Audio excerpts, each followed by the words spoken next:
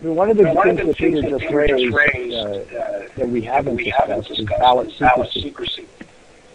With internet voting or postal voting, there's a breakdown in ballot secrecy, essentially at least. Same is true with mobile voting that's used in the Eurasian countries and so on, where a ballot box is carried to 6 people in a hospital. So there are possibilities for abuse. It's even true in polling station internet voting. Countries where we've seen authorities overstep and people come to polling stations and receive assistance, even though it's clear that they know how to read and so on.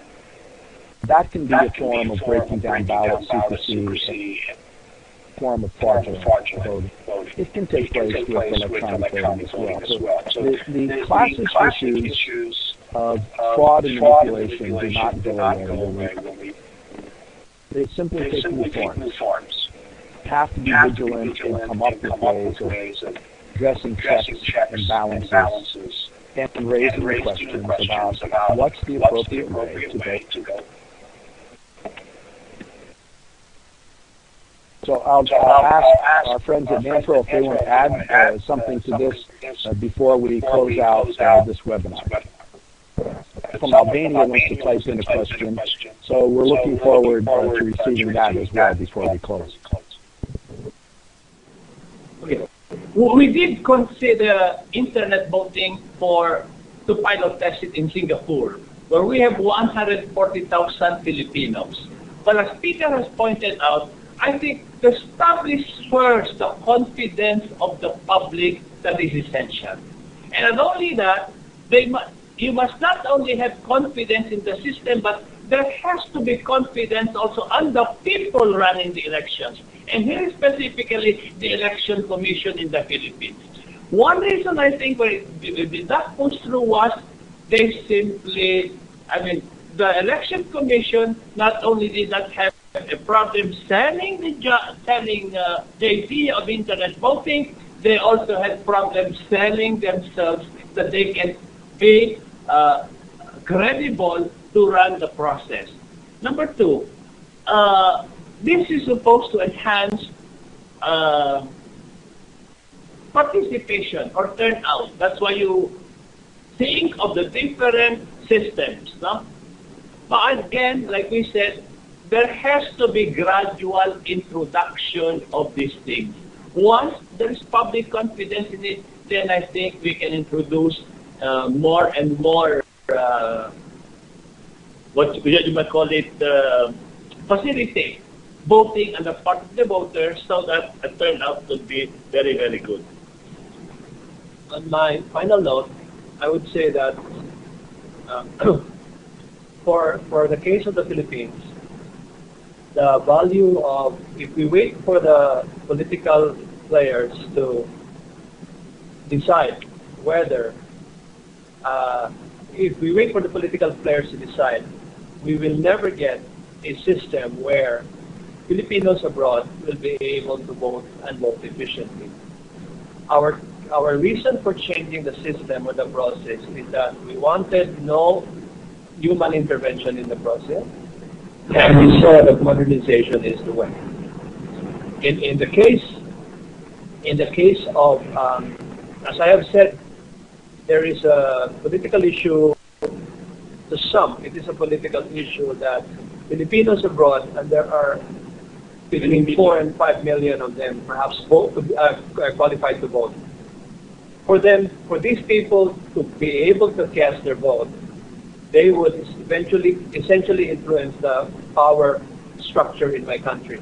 Because the reasoning had been, and this has been articulated by many in Congress, that these people have seen better government, and they want, whenever they cast their vote, it's going to be against the incumbent. So those are the reasons. Now, that's why our cause or our poll is that we want to make sure that the process that within which they're able to cast their vote is secure, and we also need to get them to participate. And technology was the way to go towards that goal. Thanks very much, Pat. so we have a question that was sent in by Gazmed from the Society for Democratic Culture in Albania. We're pointing out that there have been a lot of problems in Albanian elections, as we all know, and vote buying has been, one of the big manipulations that's taken place. There have been other examples of intimidation and violence at certain polling stations and other things, but in one of the points that is raised that maybe electronic voting can be helpful in addressing the kinds of problems that they see in Albania. I think it's fair to say, speaking, for all of us today, that all kinds of safeguards are important to use in every country, whether you're using a paper ballot or whether that ballot, the vote is being recorded on a piece of paper and scanned and then electronically recorded. Whether you're using internet voting for overseas workers, the ideas of having inclusiveness, the parties and civil society being present to see into these systems, to be able to speak to their fellow citizens about their confidence in it, the ideas of having transparency of that sort, and real accountability for when there are breakdowns. These are the points that I think all of us that are involved in nonpartisan election monitoring and electoral integrity, even within parties and from government, have been pushing for. So what I'd like to say, if I may, and invite our friends at NAMFREL to have the final word, is that this session over the last hour and a half, it seems has been a really fruitful example to take the country experience of the Philippines, the very sophisticated approach that NAMFREL has always taken to this work, applied to electronic voting, has given us a lot of lessons. Those of you who are watching this and participating live, or who will see the rebroadcast or the YouTube clips that are used, I would encourage you to go to the GNDEM site to look at the materials that NAMFREL has posted about this, including the testimony that's been given and so on around these public policy issues. We will rebroadcast this discussion. There will be YouTube clips pulled and posted from it. We invite everyone in the GNDEM network to send emails to us individually at NAMFREL, at NDI, our friends who have been participating individually also. There will be some follow-ups along this line. There are some other people who are expert in the field. Many of us know Vladimir Pran, who started in Croatia with the GONG organization, worked for NDI in many countries, and now is IFES's director in the Palestinian territories, who together with myself did the handbook on this for NDI. Vladimir is willing to do an interview that we'll post as well, and we'll look for some other people so that the GNDEM network can enrich itself on this, and we can have follow-up discussions as our members request on this topic. I think we all accept your invitation, Dami, to use this network to really share experiences on this topic and others in order to try to keep in front of what's going to be a very fast-moving development in electronic voting. And the technologies itself will constantly be evolving, so there'll be technical challenges for us in that respect.